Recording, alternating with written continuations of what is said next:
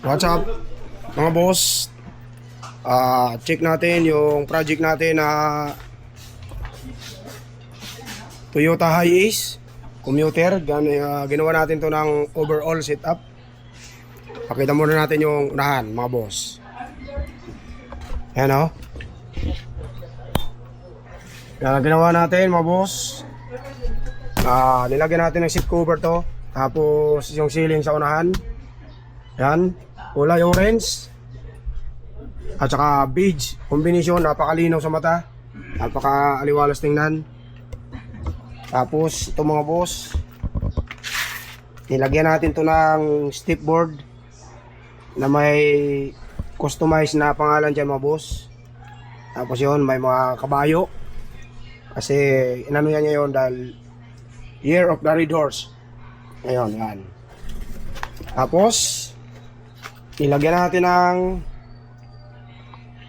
engine bay. May dalawang lagayan ng baso. Tapos sidings, ginawa natin ng sidings yan mga boss.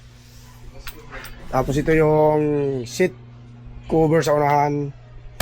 Tapos headrest. Tapos nilagyan natin ng wood flooring yan mga bossing ko. Yan. Tignan nyo naman mga boss kung gaano kaganda yung setup natin sa unit na to na Toyota Hiace commuter.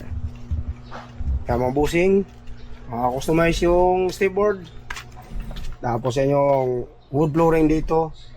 Tapos yung tambol, nilagyan natin ng balot yan para malinis. Tapos ito naman sa second row, naka-headrest din yan hanggang doon sa last row mga boss. Tapos nilagyan natin ng pin light yan, 4 na piraso mga bossing sa ceiling nya. Tingnan naman kung gaano kaganda ang setup natin dito. Yan mga bossing. Yan. Tapos check natin sa likod.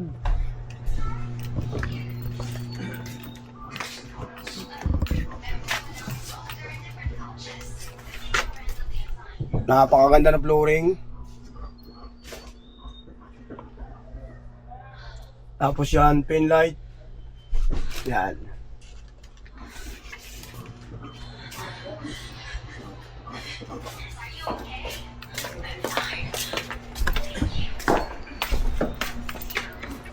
Dito sa driver side,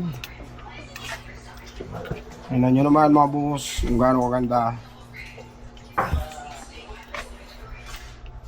setup natin dito sa commuter unit natin mga boss. Yan, Toyota Hiace commuter de content. Yan mga bossing. Yan. Yan mga boss. Kung gusto nyo magpagawa ng ganito mga boss, message nyo lang kami. Kagaya niyan mga boss, dito lang yan sa amin mga bossing ko. Napakaganda, napakasulit, at higit sa lahat mga bossing, mura-mura lang.